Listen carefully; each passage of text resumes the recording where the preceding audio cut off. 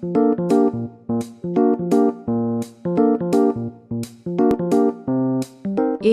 कक्षाओं में आपका स्वागत है। आज की क्लास में क्या करेंगे आज हम? तो हमारा नेक्स्ट टॉपिक है बेसिक इंट्रोडक्शन टू मटेरियल्स। ठीक है, तो आइए पता करते हैं कि माया में बेसिक इंट्रोडक्शन टू मटेरियल्स में क्या क्या चीज़ें इन्वॉल्व करेंगे हम। मान लीजिए कि क्या है मटेरियल को कई बार हम टेक्सचरिंग बोलते हैं, ठीक है, मटेरियल बोल देते हैं, ये सारी चीज़ों से संबोधित किया जाता है इसे। नाउ मान लीजिए कि आपके पास एक ऑब्जेक्ट है। अब देखिए इस ऑब्जेक्ट का एक कलर है, ठीक है ना, ये ग्रे कलर, लेकिन मैं नहीं चाहता कि ये ग्रे कलर का दिखे, मुझे चाहिए कि ये थोड़ा कलरफुल दिखे। तो कलरफुल दिखने के लिए मुझे इस पर मटेरियल अप्लाई करना पड़ेगा। तो आइए आपको कुछ बेसिक मटेरियल्स के बारे में बताते हैं, और भविष्य में हम मटेरियल्स के बारे में बहुत डिटेल में जानेंगे, क्योंकि आपके सब्जेक्ट से जो मॉडलिंग के बाद शुरू होगा वो है मटेरियल्स, ठीक है, टेक्सचरिंग। तो टेक्सचरिंग के पार्ट में हम बहुत डिटेल में इसकी बात करेंगे, क्योंकि फंडामेंटल में आपको ये लिखने को आएगा तो हम एक ब्रीफ नोट लिखने के लिए जानने की कोशिश करेंगे कि टेक्सचरिंग और मटेरियल में मतलब क्या होता है और इसका बेसिक इंग्रेडिएंट क्या है, ताकि आप अपने फंडामेंटल के पार्ट में एग्ज़ाम में इसे लिख पाएँ। नाउ देखिए यहाँ पर सेल्फ पे चलते हैं और रेंडरिंग टाइप पे आते हैं। इस रेंडरिंग टाइप पे आपको बहुत सारी चीज़ दिखेंगी, ठीक है। आप बेसिकली स्टार्टिंग में फोकस कीजिए स्टार्टिंग के 6 चीज़ों पे, 1 2 3 4 5 6, ठीक है। बाकियों के बारे में भी हम बात कर सकते हैं, लेकिन फिर वो बहुत सारा हो जाएगा और फिर हम जब हम मटेरियल पढ़ेंगे, टेक्सचरिंग पढ़ेंगे, तब हम उसमें जानेंगे उसको। फिलहाल इसका बेसिक इंट्रोडक्शन लेते हैं। सबसे पहली चीज़ क्या है, जो बाय डिफ़ॉल्ट टेक्सचर आपके पास लगा होता है उसको हम बोलते हैं लैम्बार्ड, ठीक है। कैसे लगेगा कोई टेक्सचर किसी चीज़ के ऊपर, देखिए यहाँ क्लिक कीजिए, ठीक है। और अब एक काम करते हैं कि हम इन सब का फ़र्क भी जानना है हमने, तो हम क्या करते हैं, हम इन सब को अलग कर देते हैं। अलग कर देते हैं मतलब इन सब को टोटल 1 2, ठीक है, ये डुप्लीकेट कर लेते हैं।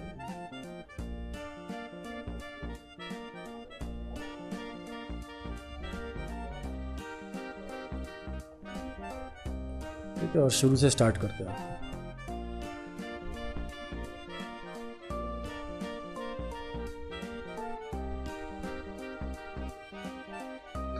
तो सबसे पहला नंबर यहाँ पिक कीजिए इसे, ठीक है, और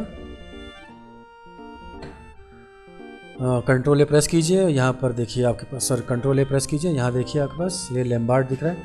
सेलेक्ट करने का अच्छा ऑप्शन क्या है, कैसे अप्लाई करते हैं हम लोग, आप सेलेक्ट कर लीजिए, रेंडरिंग में जाइए और यहाँ से लैम्बार्ड पे क्लिक कर दीजिए। ये पहला तरीका है। दूसरा तरीका है राइट क्लिक कीजिए और यहाँ से असाइन न्यू मटेरियल कीजिए।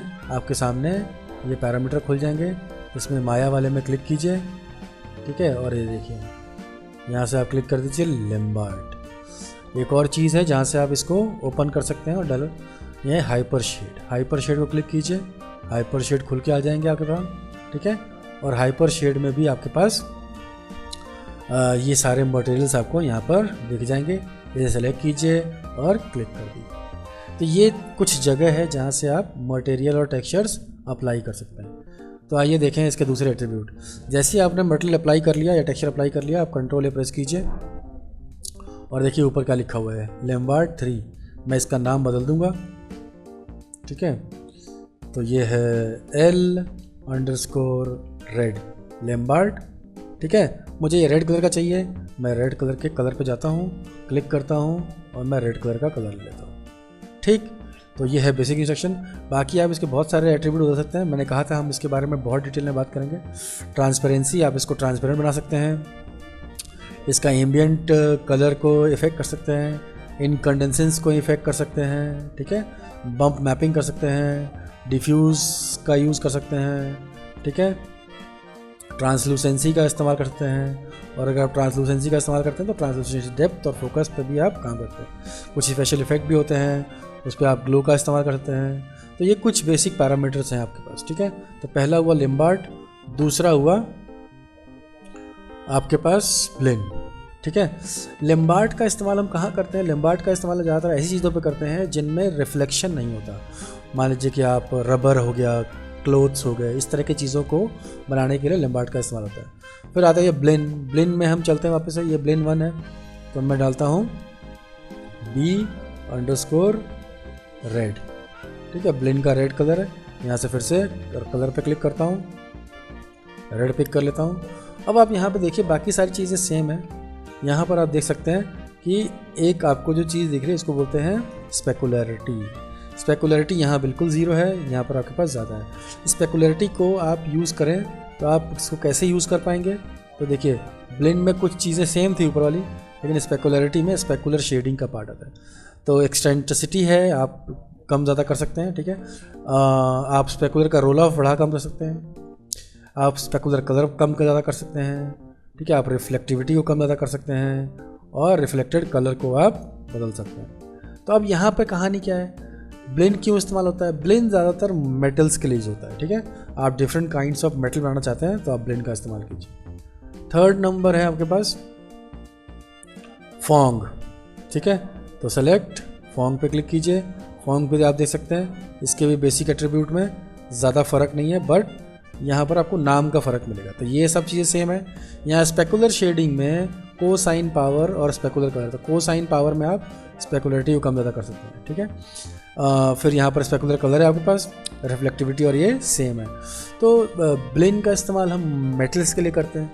तो फॉन्ग का इस्तेमाल हम ज़्यादातर करते हैं प्लास्टिक जैसे शेडिंग्स के लिए। ठीक है, ग्लास, प्लास्टिक, ठीक है, उस तरह की चीज़ों को बनाने के लिए इसका इस्तेमाल किया जा सकता है।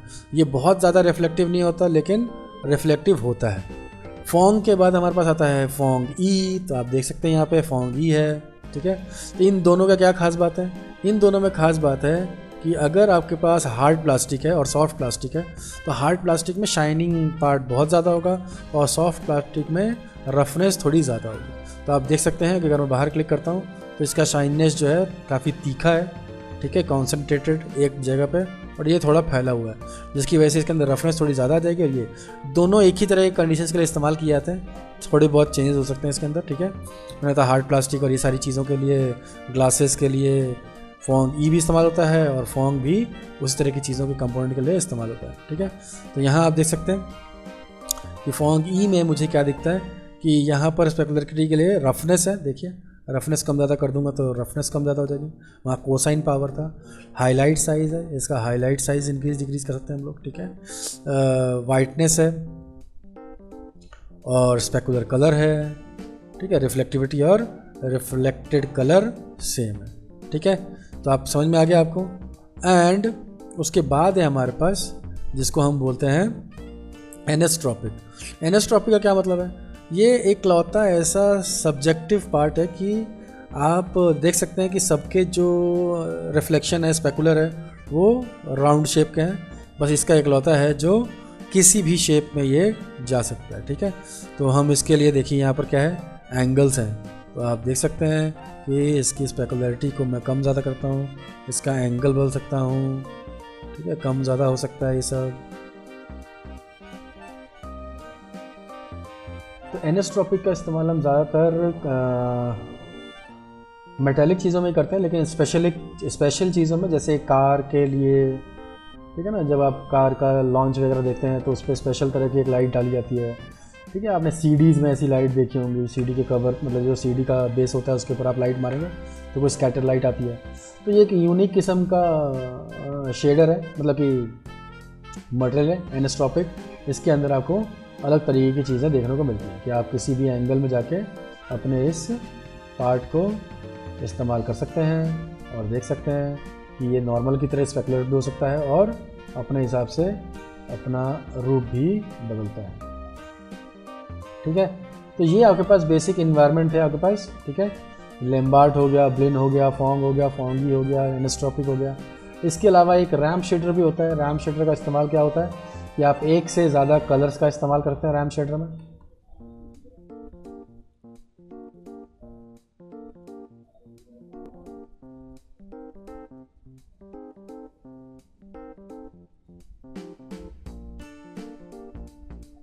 ठीक है, तो अभी हम आपको दिखाएं तो आपको लग रहा होगा कि रैम्प शेडर, इसको लाइट एंगल की जगह अगर हम फेसिंग एंगल कर दें तो आप देख सकते हैं कि आपको वो तीनों कलर दिखने शुरू हो जाएंगे। इसके बारे में भी डिटेल में बात करेंगे, बस आपको फ़िलहाल ये समझने की देरी है कि रैम्प शेडर में एक से ज़्यादा कलर्स को हम एक साथ इस्तेमाल करते हैं। और एक चीज़ हम देख लेते हैं जिसका नाम है सरफेस मटेरियल। सरफेस मटेरियल क्या होता है? ये एक तरह का 2D पार्ट है। 2D मतलब इस वाले मटेरियल में आपको बिल्कुल भी थोड़ा सा भी जो है वो डिफ्यूज़ नहीं दिखेगा, 3D वाला लक्षण नहीं दिखेगा आपको, ठीक है। और आप इसको कोई भी कलर में रख सकते हैं, या तो आप सफ़ेद रखेंगे या काला रखेंगे या पीला रखेंगे, जो भी कलर रखेंगे आप इसमें, तो आप देखिएगा कि इसके इस वाले पोर्शन में ये बिल्कुल फ्लैट दिखता है, ठीक है। तो ये कंडीशन है आपके पास सरफेस शेडर की। तो ये कुछ बेसिक इन्फॉर्मेशंस हैं आपके पास मटेरियल को लेके। इसके अंदर और डिटेलिंग में हम जाना चाहें तो जा सकते हैं, क्योंकि इस बहुत सारे मटेरियल्स जो आपको दिखते हैं उनका सबसे अच्छा जो रूप दिखेगा आपको वो रेंडर में दिखेगा। तो अगर आप माया रेंडर में यूज़ करें और इसका रेंडर निकालें तो आप देख सकते हैं कि हर मटेरियल का जो शेडर है उसका रूप बिल्कुल अलग है, ठीक है ना। आप देख सकते हैं सरफेस शेडर बिल्कुल फ्लैट लग रहा है, 2D, बाकी सबके 3D जैसे लक्षण है, लेकिन स्पेकुलरिटी का पार्ट जो है वो अलग तरीके से प्ले करता है, जिसकी वजह से आपको अलग तरीके का व्यवहार दिखता है हर मटेरियल से। तो ये एक बेसिक स्ट्रक्चर है मटेरियल इस्तेमाल करने का माया में। तो ये बेसिक स्ट्रक्चर आप इस्तेमाल कर सकते हैं, और इन 6 और 7 मटेरियल्स के बारे में आप स्टार्टिंग में फंडामेंटल में जो लिखने को आया आपको, तो आप लिख सकते हैं स्पेसिफिक पार्ट कि किसके लिए इस्तेमाल होते हैं, कितने तरह के होते हैं, और उसमें आपको ठीक ठाक से मार्क्स मिल जाएंगे।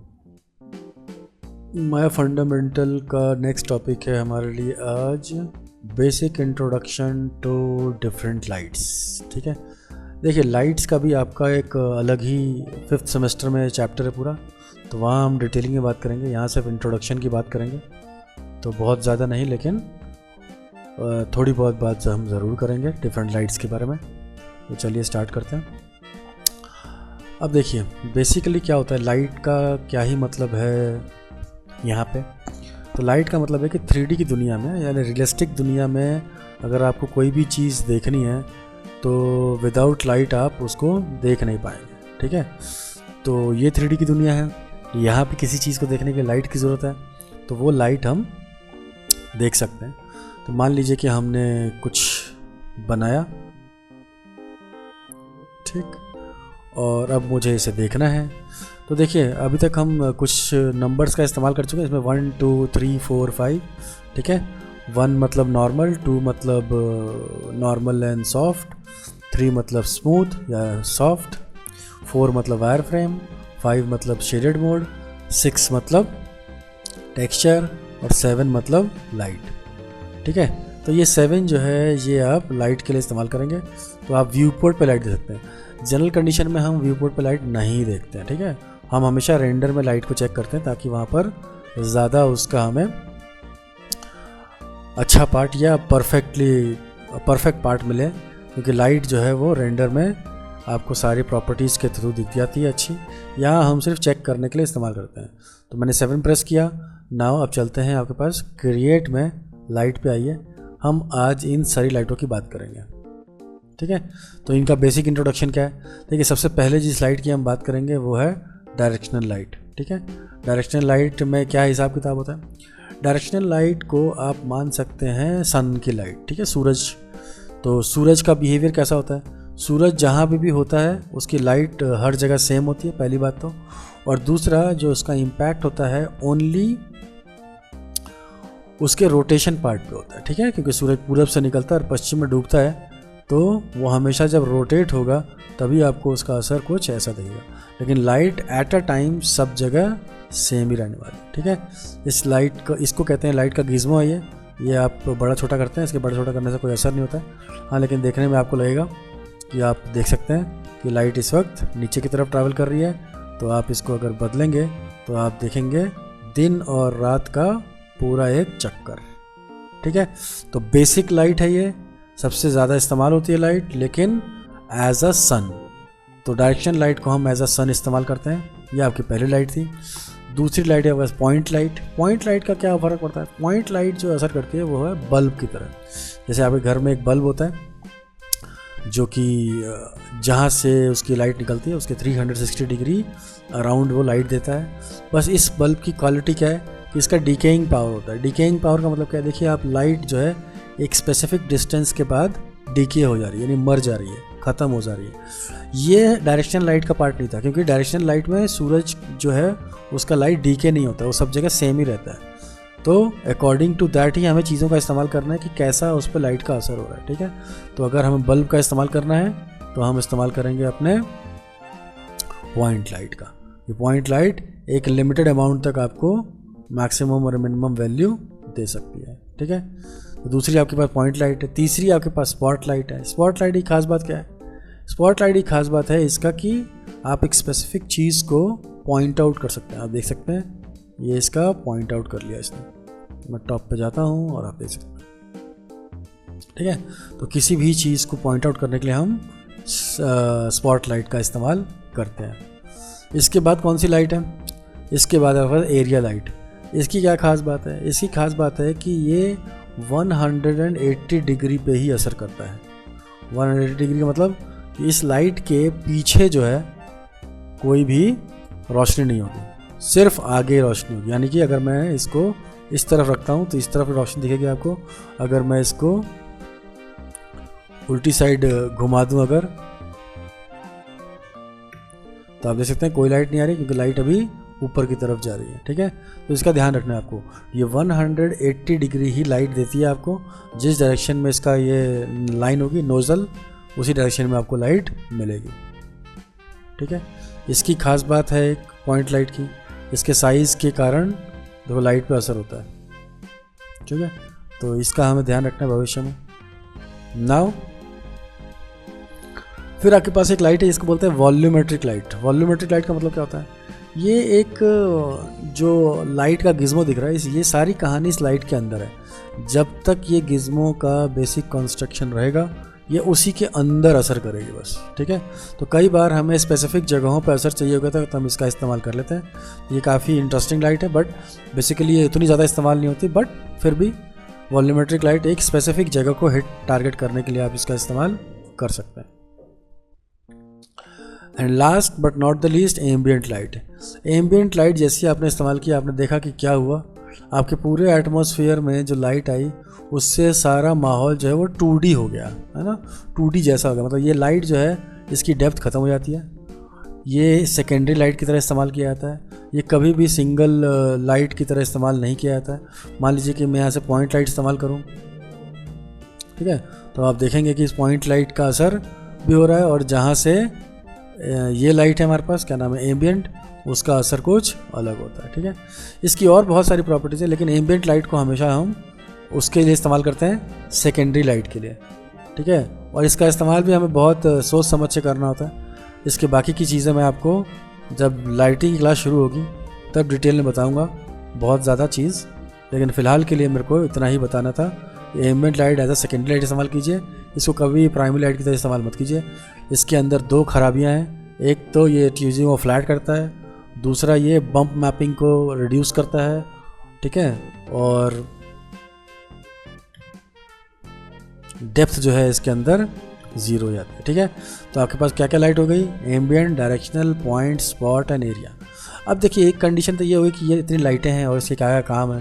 दूसरा है कि अगर आप इनमें से कोई लाइट इस्तेमाल करते हैं, जैसे मान लीजिए कि वापस से आपने, तो अब आप कंट्रोल A दबाइए और आपके पास खुलेगा जो भी लाइट है उसका प्रॉपर्टी पैनल, ठीक है। तो इस प्रॉपर्टी पैनल में बेसिक प्रॉपर्टी क्या क्या हो सकती है, देखिए आप कोई भी लाइट लीजिए, ठीक है, प्रॉपर्टी पैनल में आके एम्बियंट लाइट, इसको मैं कभी भी स्विच करके दूसरी लाइटों में कन्वर्ट करता हूँ। स्पॉट भी हो सकती है ये, ठीक है, ये पॉइंट भी हो सकती है, ये एम्बियंट भी हो सकती है, ठीक है। देखिए इसमें बहुत सारी लाइटें दिख रही हैं, आपको इन सारी लाइटों के बारे में फ़िलहाल बात नहीं करनी, क्योंकि ये अलग अलग लाइटें हैं। आपको सिर्फ और सिर्फ माया की लाइटों के बारे में बात करनी है फ़िलहाल के लिए। फ्यूचर में हम उन सारी लाइटों के बारे में ज़रूर बात करेंगे, लेकिन अभी आपके सिलेबस के अकॉर्डिंग आपको इन 6 लाइटों के बारे में बात करनी है, 1 2 3 4 5 6, ठीक है। एम्बियंट सेकेंडरी लाइट है, डायरेक्शनल लाइट सूरज, point light bulb, spot light एक स्पेसिफिक जगह पे स्पॉट करने के लिए, एरिया लाइट 180 डिग्री लाइट, ठीक है। आप 180 डिग्री लाइट से क्या कर सकते हैं, आप किसी चीज़ की स्क्रीन बना सकते हैं, है ना, आप कोई स्ट्रीट लाइट बना सकते हैं जिसके पीछे असर नज़र आ रहा हो, सामने की तरफ असर जा रहा हो। और वॉल्यूम या वॉल्यूमेट्रिक लाइट ये स्पेसिफिक जगह को टारगेट करने के लिए, ठीक है। तो अब देखिए, जैसे मैंने मान लीजिए कि यहाँ पर कोई भी यूज़ किया,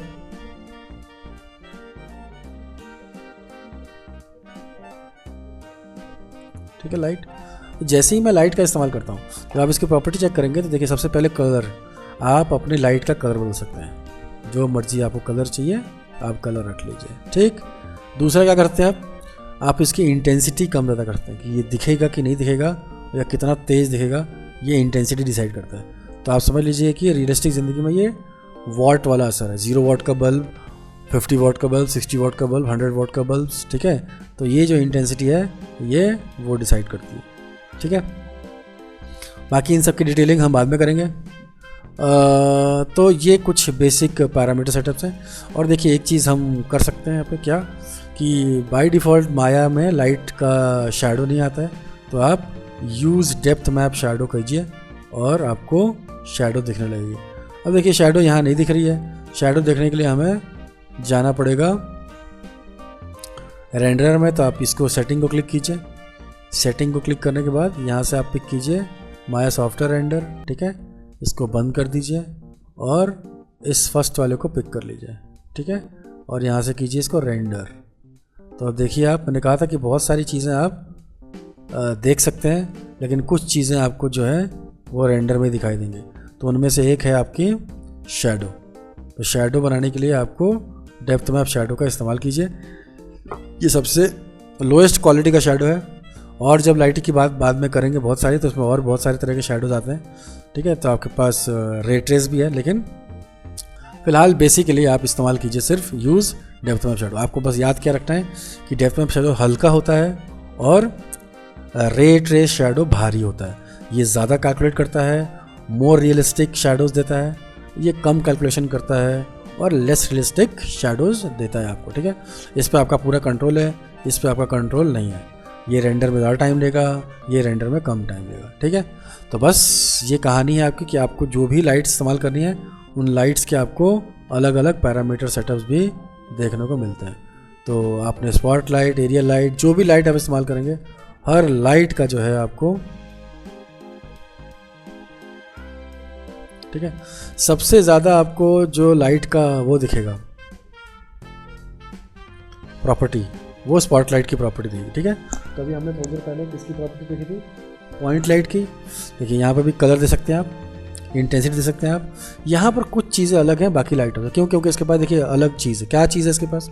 इसके पास एक कोन एंगल है। तो देखिए कोन एंगल हो गया है ना, आप उसी लाइट का एरिया बढ़ा घटा सकते हैं।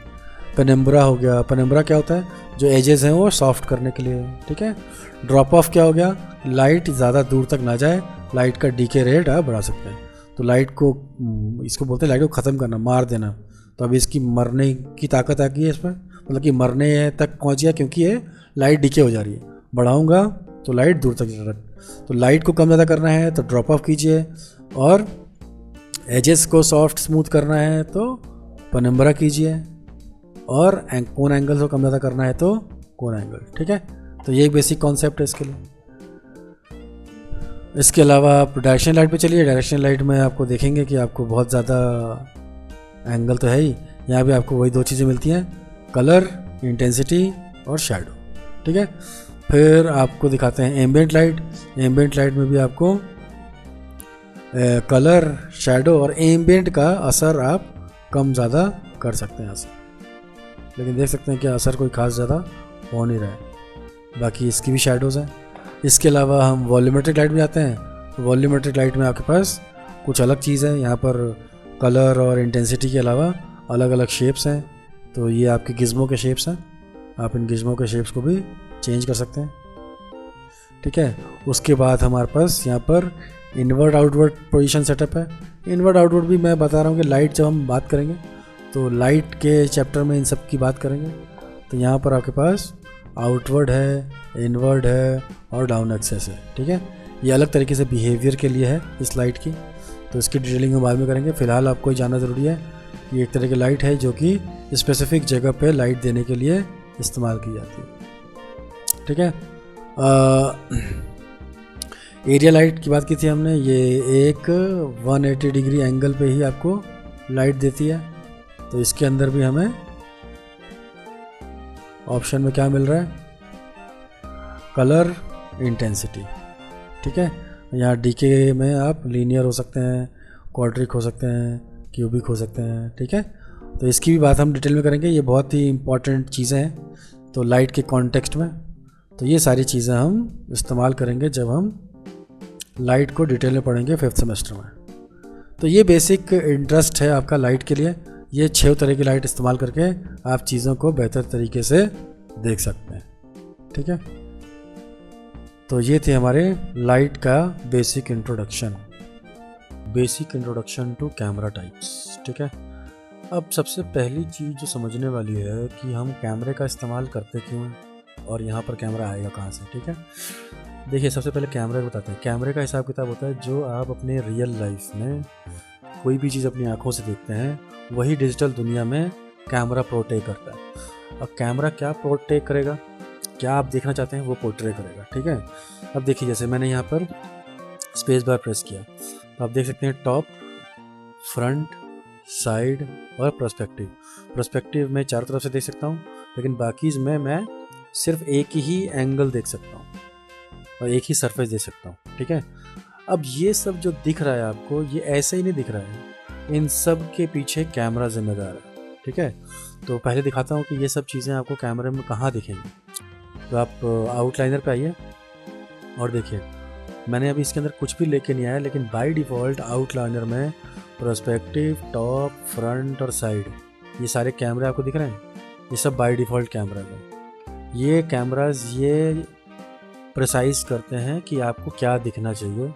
पर्सपेक्टिव में ये कैमरा आपको दिख रहा है, टॉप पे ये कैमरा दिख रहा है, फ्रंट में ये कैमरा दिख रहा है और साइड में कैमरा दिख रहा है। तो यहाँ जो भी चीज़ें दिख रही हैं इसके ज़िम्मेदार ये अलग अलग कैमराज हैं। ठीक है, तो ये तो हो गया, सिस्टम ऑटोमेटिकली स्टार्ट होगा तो आप चीज़ें कैसे देख पाओगे।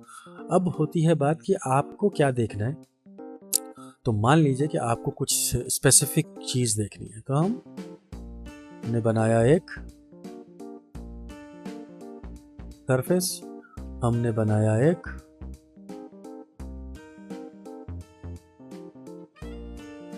अलग अलग प्रिमिटिव्स,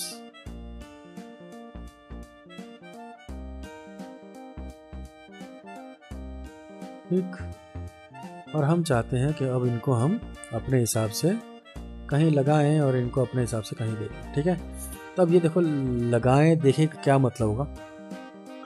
यहाँ से मैं ओक्लूजन मैप ऑन कर लेता हूँ इसका, ताकि आपको थोड़ा सा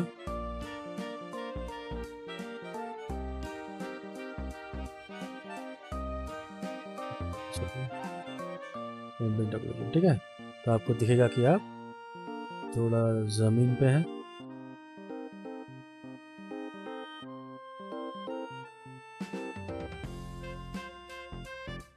ना अब मुझे क्या करना है, अब जैसे कि आप टॉप से देख रहे हैं, आप साइड से देख रहे हैं, आप थोड़ा करीब से देख रहे हैं, आप फ्रंट से देख रहे हैं, आपने एंगल्ड वे से देखना शुरू किया इसे, तो जिस भी तरीके से आप इसे देख रहे हैं तो आप इसे रख देते हैं। तो आपके पास माया में 2 तरीके हैं। एक तो आपको व्यू प्रेफरेबल कंडीशन है। व्यू प्रेफरेबल कंडीशन मतलब क्या है कि आप ये व्यू सेट रखिए और इसे आप व्यू में जाके कर दीजिए बुकमार्क। तो बुकमार्क में जाइए और इसे कर दीजिए न्यू बुकमार्क, नाम दे सकते हैं आप। मैं क्लोज करता हूँ। मान लीजिए कि आप भूल गए और आपने जो बुकमार्क लगाया था वो आपको वापस वहीं पे पहुँचना है, तो आप क्या करेंगे, आप जाएंगे व्यू में, बुकमार्क में और देखिए कैमरा व्यू। तो ये भी एज अ कैमरा का ही काम करता है, बट ये सिर्फ व्यू करता है, बुकमार्क को आपके लिए सेव कर देगा और ये। लेकिन अभी तक हमने कैमरा नहीं लगाया। मान लीजिए कि आपको मैनुअल कैमरा चाहिए, तो देखिए क्या होता है, क्रिएट में जाइए, कैमरे में जाइए और यहाँ आपके पास कैमरा है। ठीक है, पहला कैमरा, दूसरा कैमरा, तीसरा कैमरा, ये तीनों एक ही कैमराज हैं। ठीक है, क्लिक कीजिए, कैमरा आएगा आपके पास, ये शक्ल होती है कैमरे की यहाँ पे। ठीक है, और जैसे ही मैं इसके एट्रीब्यूट एडिटर में जाता हूँ तो आप देखिए क्या दिखेगा आपको कैमरे में। आप इसी कैमरे को दूसरे और तीसरे कैमरे में चेंज कर सकते हैं। कुछ चेंजेस आपको नज़र आएंगे, इसके बारे में मैं एक्सप्लेन करूँगा थोड़ी देर में। तो आप देखिए, आप नॉर्मल कैमरा पे हैं, आप कैमरा के एम वाले पार्ट पे हैं, देखिए एम मिल गया आपको। और आप कैमरा के एम और अप पे हैं तो आपको एम भी मिल गया और यहाँ से एक अप भी मिल गया। ठीक है, इन सब की बात हम डिटेल में करेंगे, लेकिन अभी हम कैमरे पे हैं। अब मुझे ये कैमरा क्या दिखा रहा है, कैसे पता चलेगा? तो सबसे पहले आपको कैमरे के अंदर से अगर देखना है तो आप पैनल में आएंगे। याद रखिएगा कैमरा सेलेक्टेड होना चाहिए। पैनल में आइए, यहाँ पर कीजिए लुक थ्रू सेलेक्टेड। अभी जो आपको दिख रहा है वो कैमरे का व्यू है। तो अभी जब मैं ये यूज़ कर रहा हूँ अपने ऑल्ट के साथ मिडिल, लेफ़्ट और राइट माउस बटन, तो मैं अपना कैमरा सेट कर रहा हूँ। तो मैं सेट करता हूँ कि मुझे अपना कैमरा कहाँ दिखना चाहिए, कैसे दिखना चाहिए। ठीक है, तो ये सारी चीज़ें मैं बदल सकता हूँ। तो मान लीजिए कि मैंने सेटअप किया कुछ ऐसा, ठीक है, और मैंने ये सेट कर दिया। अब आप देख सकते हैं यहाँ लिखा हुआ कैमरा 1, ये कैमरे के अंदर का व्यू है। अब मैं बाहर आता हूँ तो आपको दिखेगा कि कैमरा बाहर से कैसे दिखता है। तो मैं बाहर आ गया पर्सपेक्टिव मोड पे। अब देखिए आपको क्या दिख रहा है, कैमरा इस जगह पे लगा हुआ है और इस जगह से जिसको व्यू आ रहा था वो व्यू था पैनल में लुक थ्रू सेलेक्टेड। तो मैं यहाँ से कैमरा क्लिक करता हूँ, ये जो बेसिक एनवायरनमेंट आपको दिख रहा है ये कैमरे का व्यू है। देखिए कैमरे के व्यू के साथ आप एक और काम कर सकते हैं। क्या कर सकते हैं, कुछ चीज़ें मेंटेन करते हैं कि कैमरे में आपको कैसे पता चलेगा कि आपका जो रेंडर आएगा वो कितना आ रहा है। तो आपको वो प्रिसाइज करने के लिए आप ऑन कर सकते हैं इसका रीजन और आप ऑन कर सकते हैं इसका व्यू। तो देखिए हमने यहाँ देखा कैमरा सेटअप, तो ये कैमरे के अंदर दिख रहा है। लेकिन आपको पता कैसे चलेगा कि रेंडर में क्या दिखेगा? तो आइए यहाँ पर टॉप पे देखें। सबसे पहला आपके पास यहाँ पोजीशन सेटअप है, फिल्म गेट, ये एरिया है जो रेंडर में आएगा। उसके बाद आपके पास है रेजोल्यूशन गेट, इसे क्लिक कीजिए। ये आपको दिखाएगा कि आपका जो आपने कितने बाई कितने का रेजोल्यूशन सेट कर रखा है। आपके जो रेंडर आएगा वो कितने बाई कितने का आएगा, तो 960, 540 and last but not least यह है गेट मास्क। गेट मास्क से क्या होगा कि आपका जो एक्सटर्नल एरिया होगा वो थोड़ा ओपेक हो जाएगा, जिससे आपको समझ में आ जाएगा कि आपको जो रेंडर आने वाला है उसमें आपको सिर्फ ये दिखने वाला है। ठीक है, तो देखो मैं आपको रेंडर दिखाता हूँ पहले।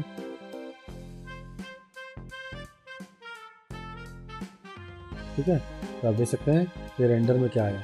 अब देखिए आपने रेंडर में क्या देखा कि रेंडर में और आपका जो व्यू सेटअप है ये दोनों मैच नहीं हुआ है। मैच कैसे होगा, यहाँ पर मैंने पर्सपेक्टिव चुन रखा है। तो रेंडर में आइए और यहाँ से आप करंट पे पर्सपेक्टिव नहीं देखेंगे, आप देखेंगे कैमरा। जैसे आप कैमरा क्लिक करेंगे जो भी आपका यहाँ पर आंसर है एग्जैक्टली वैसा ही आंसर आ जाएगा। तो जो आपका रेंडर पार्ट है वो आपको कैमरे के अंदर से देख के निकालना है। जो आप यहाँ देख रहे हैं एग्जैक्टली वही आंसर आपको यहाँ मिलना चाहिए। तो आपकी ये सिचुएशंस कैमरा तय करता है। ठीक है, तो बेसिक इंस्ट्रक्शंस में आपको आइडिया लग गया। वापस चलते हैं यहाँ पे पर्सपेक्टिव पे आते हैं। ठीक है, हम कितने भी कैमरा यूज़ करते हैं, हम एक पार्ट में अनलिमिटेड कैमरा इस्तेमाल करते हैं। देखिए हम एक और कैमरा लगाते हैं। ठीक है, इस कैमरे को हम इस्तेमाल करते हैं। क्या करेंगे, हम पैनल में जाएंगे, ठीक है, लुक थ्रू सेलेक्टेड करेंगे, फिर अपने व्यू को सेटअप करेंगे।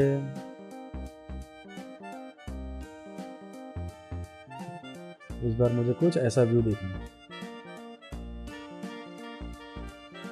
ये कर लिया मैंने। उसके बाद फिर से आप ये लगा सकते हैं कि आपको क्या देखना है क्या नहीं देखना है। इस बार ऐसा सेटअप दिखेगा और जाएंगे और आंसर देखेंगे तो आपको कुछ ऐसा दिखेगा। ठीक है, अब ये रेंडर वापस जाइए। इस बार मेरे पास कैमरा 2 है और देखिए आपके पास कैमरा 2 है।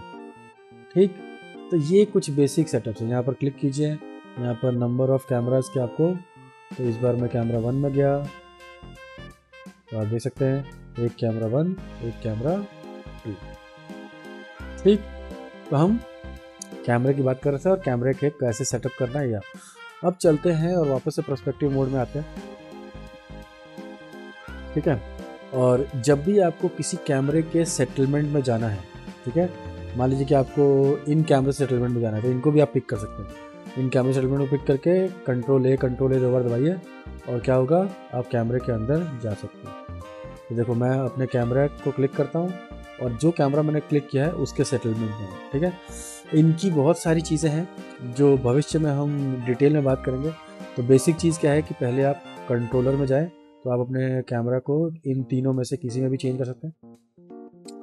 आप अगर यूज़ करें तो आप इन शॉर्ट कमांड से भी एक हमारे पास इसका तीनों पार्ट आप इस्तेमाल करते हैं। जैसे पहली चीज़ आपके पास कैमरा, तो आप पर टी प्रेस कीजिए, टी फॉर ट्रांसलेशन, ठीक है। तो टी ट्रांसलेशन होता है, बट इससे मैनिपुलेटर ओपन होता है इसका, ठीक है। तो टी फॉर मैनिपुलेटर, मैनिपुलेटर में देखिए क्या होता है, आप कैमरा मूव कर सकते हैं, आप उसका इंटरेस्ट पॉइंट यूज़ कर सकते हैं, और आप इसके थ्रू अप एंड डाउन कर सकते हैं इसको, ठीक है। तो ये तीन चीज़ें जो है आपके पास है। तो अप एंड डाउन के लिए इसको क्लिक करना है आपको, ठीक है।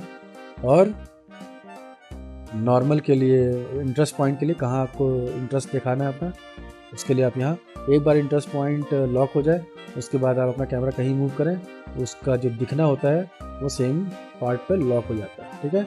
और एक आपके पास है अप एंड डाउन के लिए ये वाला पार्ट, ये आप इसको यूज़ करके अप एंड डाउन कर सकते हैं, ठीक है। तो अब समझ में आया आपको, कैमरा नॉर्मल, ये नॉर्मल कैमरा है, टी प्रेस करने पे एम आता है, और इसको प्रेस करने पे अप आता है, इसीलिए कैमरा, एम और अप इन तीन चीज़ों का नाम है। चलिए अब देखते हैं कि कैमरा, एम और अप कैसा आपको रिजल्ट दिखाते हैं। तो चलते हैं और इसको कैमरा में चेंज कर लेते हैं। तो मैं क्या करूँगा, मैं इसको दो साइड व्यू कर लेता हूँ, ठीक है। तो मैं चलता हूँ और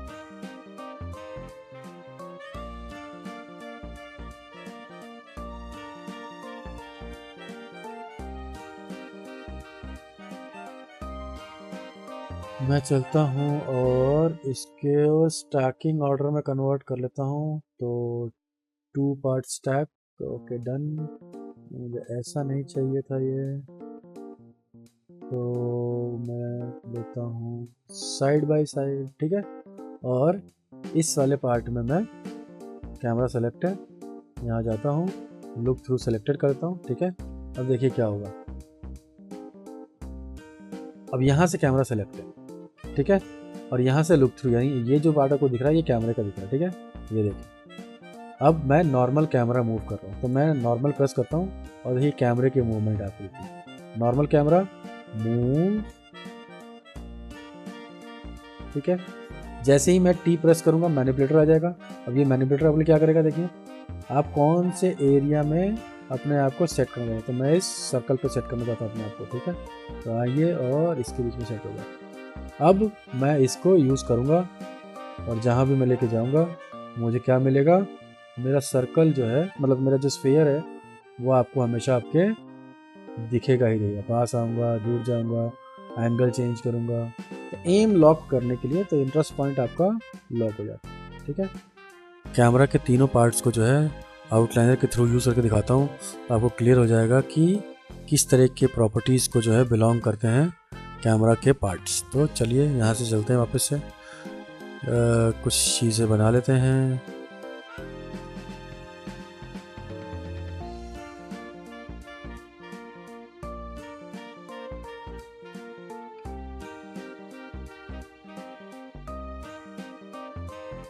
ठीक है, मान लीजिए कि 3 सेटअप हैं, आपको आपका कैमरा यूज़ करना है। क्रिएट कीजिए कैमरा, ठीक है। ये कैमरा है आपका, सेलेक्ट कीजिए कैमरा को, पैनल में जाइए, लुक थ्रू सेलेक्टेड कीजिए, सेट कीजिए,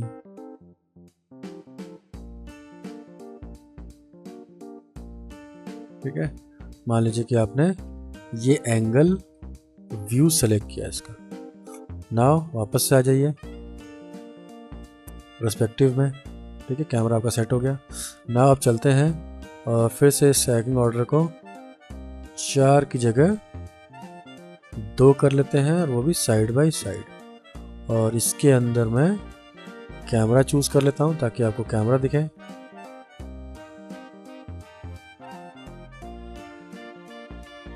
ठीक है। इसके अंदर मैंने कैमरा चूज़ कर लिया, और अब देखिए इस कैमरा को मूव कर रहा हूँ मैं। तो जब भी आप कैमरा मूव करते हैं तो आपको आपके सिचुएशन में चेंजेस दिखाई देंगे, ठीक। नेक्स्ट पार्ट क्या है, अब मैं इस कैमरे को बदल रहा हूँ। तो नॉर्मल कैमरा फिर आता है एम के साथ कैमरा। देखिए एम जो है आपका, जैसे मैं यहाँ क्लिक करता हूँ देखिए आपके पास एम कैमरा अलग से है और एम का एक कंस्ट्रेंट अलग से आता है। अब इस एम को मैं जहाँ रखूँगा उसकी के अकॉर्डिंग आपको आपका बिहेवियर दिखेगा। तो आइए ज़रा इसको स्फीयर के पास सेट करते हैं। ठीक है, अब मुझे अपना कैमरा कहीं भी मूव करूँगा, ये देखिए ये स्फीयर के ऊपर बिल्कुल टारगेट सेट कर लिया।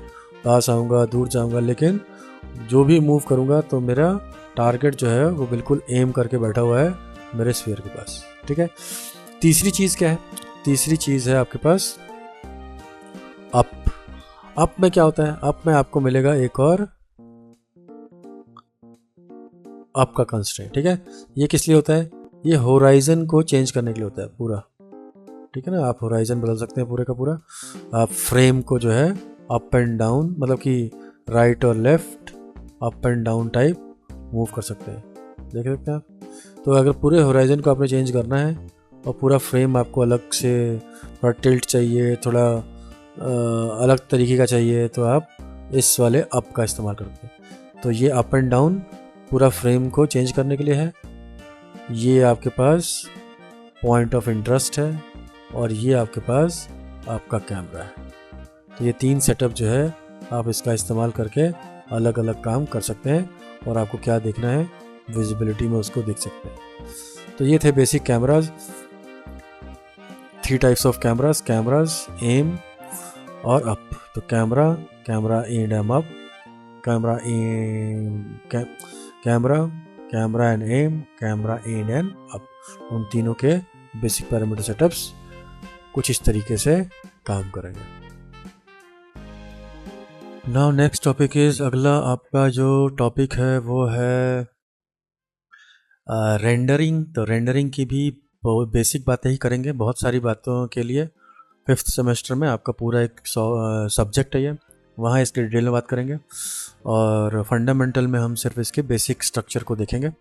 तो आज हम देखेंगे rendering a still, rendering a AVI, rendering an image sequence. क्या होता है ये और इसका यूज़ क्यों करते हैं हम। मान लीजिए कि आपने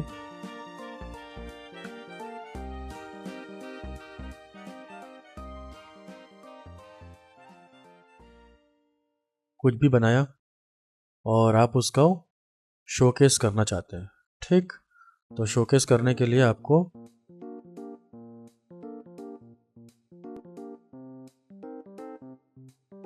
पहले कुछ बनाना पड़ेगा, फिर इसके अंदर हम कुछ इस्तेमाल करते हैं छोटी छोटी चीज़ें।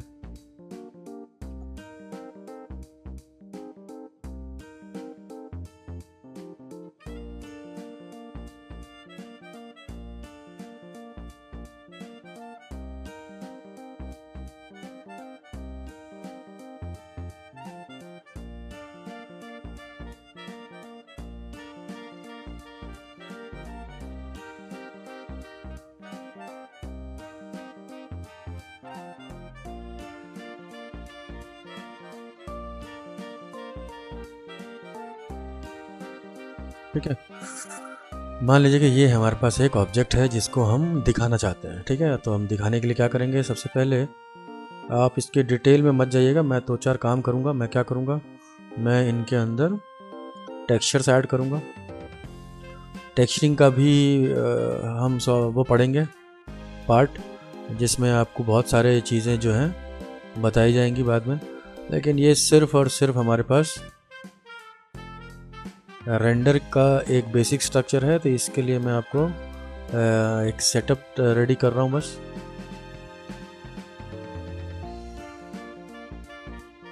मैं इन तीनों में एक टेक्सचर लगा रहा हूँ और इन तीनों के टेक्सचर को हम यूज़ करेंगे।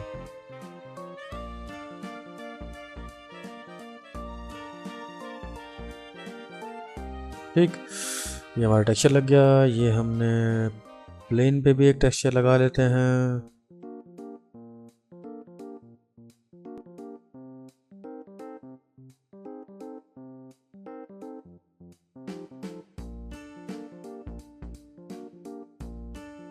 ठीक, नाउ अब हम इसका रेंडर देखते हैं।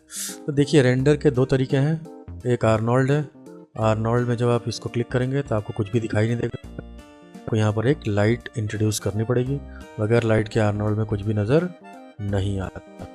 जैसे मैं लाइट ऐड करूँगा ये आपको दिखाएगा। ठीक है, दूसरी कहानी क्या है कि हमारे पास एक और टेक्सचर है जिसको कि हम स्टार्टिंग में आपको बताएंगे, जिसका नाम है माया सॉफ्टवेयर रेंडर। ठीक है, माया सॉफ्टवेयर रेंडर में आपको किसी भी तरह के लाइट की ज़रूरत नहीं है। माया सॉफ्टवेयर रेंडर जो है रिस्पेक्ट करता है डिफ़ॉल्ट लाइट को। ठीक है, तो यहाँ पर हम चलते हैं और देखते हैं कि यहाँ पर क्या है। तो यहाँ पर मैं एक और काम करूँगा,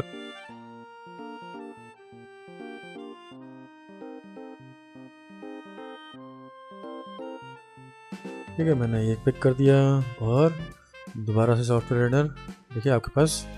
ठीक है, अब यहाँ पर क्या होता है कि ये जो मैंने सेटअप बनाया इसके अंदर दो चीज़ें गड़बड़ है। क्या गड़बड़ है कि मेरा जो बैकड्रॉप है उस पर मेरे को जो रेंडर्स यूज़ करने हैं, जो टेक्सचर यूज़ करने हैं, वो टेक्सचर होंगे मेरे पास यहाँ से। ये ब्लेन होगा यहाँ से, ठीक है, लैम्बार्ट, ब्लेन, फोंग और एनोस्ट्रॉपिक। ठीक है, अब देखिए आपको ये अलग तरीके से दिखेंगे। ठीक है, तो जो आप यहाँ पर यूज़ करेंगे उसको आप इस तरीके से देख पाएंगे। आया समझ में आपको ना? अब कहानी में ट्विस्ट क्या आएगा? अब कहानी में ट्विस्ट ये है कि हमें इसका रेंडर देखना है। तो रेंडर देखने के लिए हम क्या करेंगे, चलिए आपको दिखाते हैं रेंडर देखने के लिए क्या करेंगे आप। रेंडर का मतलब होता है आउटपुट देखना। ठीक है, चलिए अब यहाँ से हम तीन चीज़ों के बारे में बात करने वाले हैं। पहली चीज़, render a still. Render a still का मतलब है हम किसी भी सॉफ्टवेयर में काम करते हैं तो उसका एक आउटपुट निकालते हैं। ठीक है, मान लीजिए कि आपने एक कैमरा लगाया, इस कैमरे के अंदर चलते हैं और इस कैमरे को सेट कर लेते हैं। ठीक है, पिछली क्लास में मैंने कैमरे के बारे में बताया था, तो वो कैमरे की क्लास आप देख लीजिएगा, उसमें आपको आइडिया हो जाएगा। तो यहाँ पर मैंने ये कुछ सेटअप किया। ठीक है, ये सेटअप के बाद मैं जाऊँगा, सबसे पहला स्टिल आपको निकालना कैसे है। तो सबसे पहले आप क्या करेंगे, यहाँ टॉप पे जाएंगे। ठीक है, यहाँ पर आपको मिलेगा render setting. Render setting option को क्लिक कीजिएगा, यहाँ पर आपका रेंडर सेटिंग आएगा। यहाँ पर आपको पिक करना है माया सॉफ्टवेयर रेंडर, इसके कॉमन टैब में जाना है, फिर आपको नीचे आना है। ठीक है, सिंगल आपको निकालना है, तो आउटपुट में आप देखिए कि आपको क्या निकालना है। यहाँ पर आपको निकालना है कौन सा ऑप्शन, तो PNG, JPG, GIF, जो भी आपको चाहिए फॉर्मेट्स, वो यहाँ बहुत सारे फॉर्मेट्स हैं, टिफ टारगा सब कुछ है।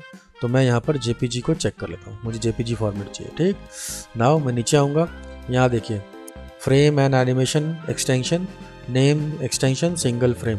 अगर ये सिंगल फ्रेम है तो आप एक एक करके यानी सिंगल फ्रेम रेंडर में निकालेंगे। नीचे आइए, यहाँ पर आपको क्या रेंडरेबल चाहिए, तो आप पर्सपेक्टिव भी रेंडर कर सकते हैं और जो हमने कैमरा लगाया है उसको भी रेंडर कर सकते हैं।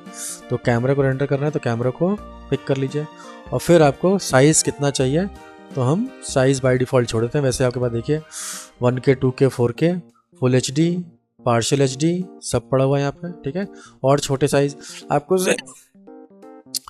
आपको अगर सिर्फ चेक करने के लिए चीज़ें इस्तेमाल करनी है तो याद कर लीजिए आप ये 320 और 640 इस्तेमाल कीजिएगा, जो चेकिंग के लिए बेस्ट है, क्योंकि आपका सिस्टम बहुत रेंडर में टाइम लगाता है, तो आपका टाइम बहुत सारा बच जाएगा। ठीक है, तो मैं इसका बाय डिफ़ॉल्ट HD 550 छोड़ देता हूँ। ठीक है, जिसका विड्थ और हाइट 960 540 है, पिक्सल 72 छोड़ देता हूँ। ठीक है, ये मेरा बेसिक सेटलमेंट है। इससे क्या निकलेगा मेरा स्टिल।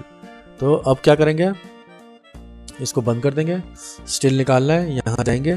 ठीक है, रेंडर व्यू में और यहाँ पर क्लिक करेंगे तो जो मेरे पास है सेक्शन देखिए यहाँ पर निकल चुका है। पिछली क्लास में मैंने उसमें ये भी बताया था आपको कैमरे वाली क्लास में, तो वो चेक कीजिएगा। यहाँ से हम ऑन कर लेते हैं इसका। ठीक है, तो ये जो पोर्शन आपको अभी दिख रहा है यही सेम आपको यहाँ पर रेंडर व्यू में दिखेगा। ठीक है, अब इसको सेव कहाँ करना है, देखिए रेंडर एक बार आ जाए उसके बाद फाइल में जाइए, सेव इमेज कीजिए और यहाँ पर मैं डालता हूँ, यहाँ पर मैं JPG सेलेक्ट कर लेता हूँ और डालता हूँ 01। ठीक है, मैं अपनी फाइल का नाम या माया रेंडर 01, ठीक है, क्योंकि ये JPG था तो ये स्टिल था, माया रेंडर ठीक, तो माया रेंडर स्टिल निकाल लिया हमने और सेव किया, और ये हमारा काम कंप्लीट। चलिए देखते हैं। तो ये हमारे पहली फाइल क्रिएट होगी। तो how you create render file still, ठीक है। दूसरा पार्ट है रेंडरिंग एंड एवीआई। अब एवीआई का क्या मतलब होता है? एवीआई का मतलब होता है कि अगर आपके इसमें एनिमेशन है तो हम एवीआई क्रिएट करते हैं, ठीक है। अब एवीआई क्रिएट करना है, मुझे एनिमेशन लगाना है, तो फिलहाल इसमें मैं एनिमेशन तो नहीं लगा रहा, ठीक है। लेकिन अगर आप अपने पोर्शन में एनिमेशन का यूज़ करते हैं, ठीक है, मान लीजिए कि मैं एक छोटा सा एनिमेशन लगा ही लेता हूँ। तो मैं जाता हूँ और बहुत ज़्यादा नहीं, मैं ओनली 24 फ्रेम्स पे एनिमेशन लगाऊंगा, और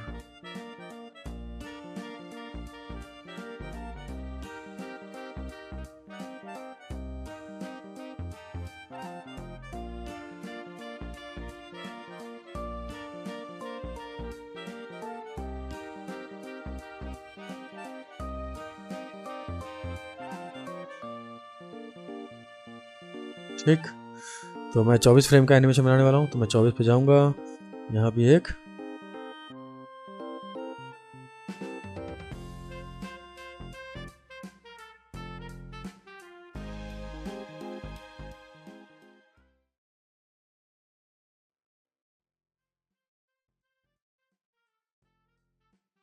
और 24 का आधा 12 होता है।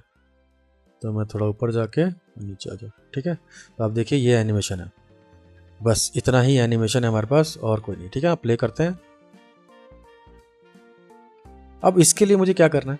अब इसके लिए मुझे बेसिक करना है कि इसका AVI निकालना है, क्योंकि अब एनिमेशन हो गया।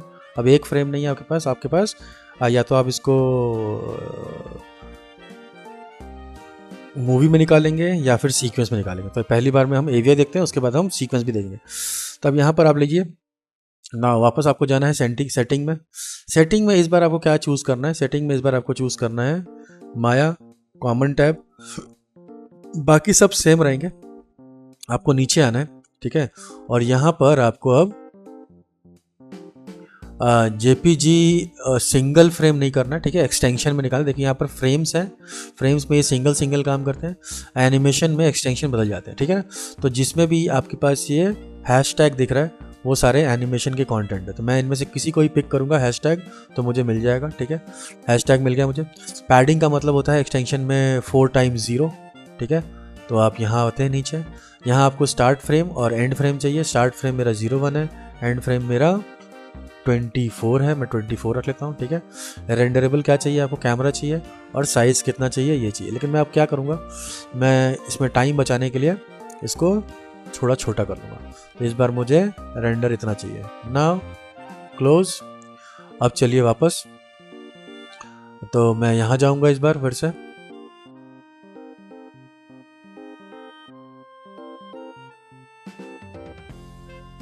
एक बार मैं वापस जाऊंगा। देखिए यहाँ पर हमने वहाँ पर चूज़ किया था, ठीक है। यहाँ पर JPG रखा हुआ है फॉर्मेट में, ये मुझे बदलना है और मुझे करना है AVI, ठीक है। अब यहाँ पर चलते हैं वापस से और रेंडर करते हैं।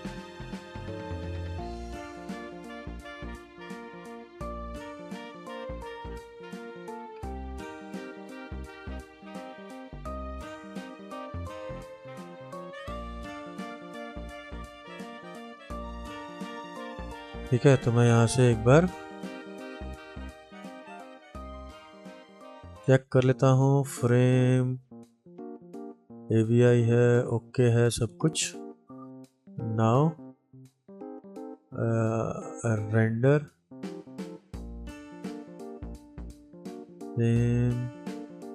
सेव एज इमेज, ठीक है। तो ये सारी सेटिंग करने के बाद जब आप ये सारा पिक कर ले जो अभी हमने पीछे किया रेंडर सेटिंग में सब कुछ, तो अब इसको रेंडर करने के लिए हमें क्या करना पड़ता है? रेंडर करने के लिए आप सिंगल क्लिक नहीं करते, सिंगल क्लिक पे एक ही फाइल जो है वो ओपन होती है। तो हम जाएंगे कहाँ पे? हम यहाँ मॉडलिंग सेट में जाएंगे, मतलब कि यहाँ पर मेन्यू सेट में जाएंगे, यहाँ रेंडरिंग में जाएंगे, यहाँ आपके पास रेंडर है और यहाँ पर है बैच रेंडर, ठीक है। बैच रेंडर को क्लिक कीजिए और यहाँ से अब जो ये फाइल आपकी सेव होगी वो कहाँ होगी, वो आपको पता करना है कि ये फाइल हम कहाँ सेव करेंगे। तो आप यहाँ पर क्लिक कीजिए और यहाँ देखिए आप इसकी पाथ कहाँ पर है, लोकेशन। ठीक है, ये document, my project, default, images वाले पाथ में। ठीक है, तो मैं इसको ज़रा ओपन कर लूँ ताकि मैं देख सकूँगा कि मैं कहाँ पर जा रहा हूँ।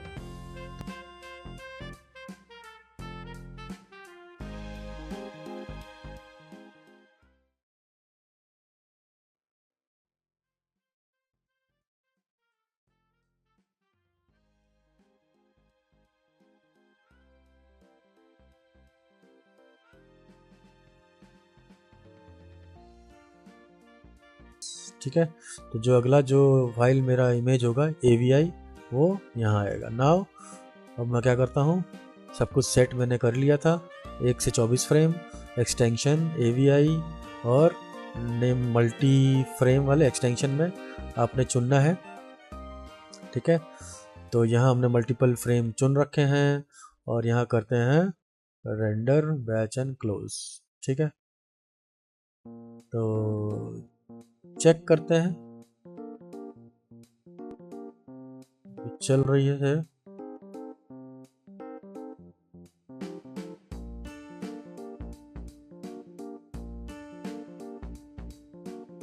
ठीक है, तो प्रोसेसिंग चल रही है, प्रोसेसिंग कंप्लीट हो चुकी है। चेक करते हैं अब ये रहा। ठीक है, अब मैं इसको डबल क्लिक या क्लिक करके आपको दिखाऊं तो मुझे ये, ठीक है, 1 ही सेकंड का है ये, तो इसीलिए ओनली 1 सेकंड 24 फ्रेम्स। तो आपने देखा कि हम कैसे AVI को रेंडर करते हैं। चलिए, तीसरा और लास्ट पार्ट जो है हमारे पास इसके अंदर, वो है रेंडरिंग AVI के बाद रेंडरिंग एन इमेज सीक्वेंस।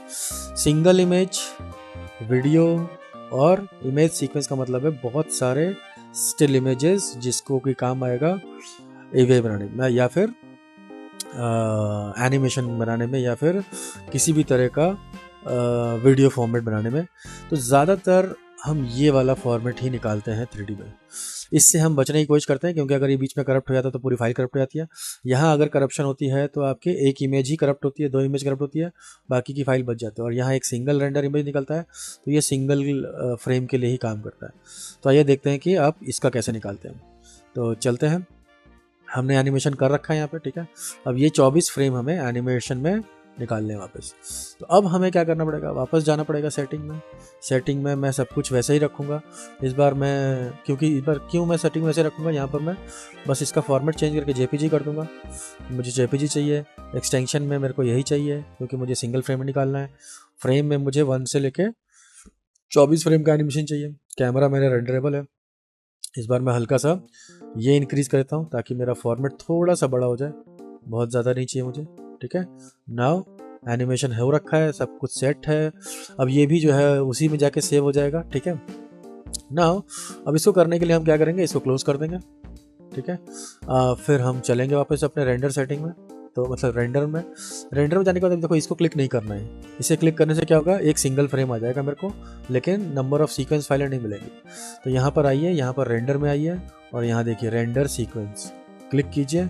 यहाँ से आपको कैमरा पिक करना है, जो भी आपके पास एक से ज़्यादा कैमरा है तो आपको लोकेशन पिक करना है। तो इस बार मैं लोकेशन के लिए चलता हूँ डेस्कटॉप पे और एक नया बना लेता हूँ फाइल, इमेज सीक्वेंस। ठीक है, और इसको सेलेक्ट कर लेता हूँ। इमेज सीक्वेंस को सेलेक्ट करने के बाद इसको करता हूँ रेंडर एंड क्लोज।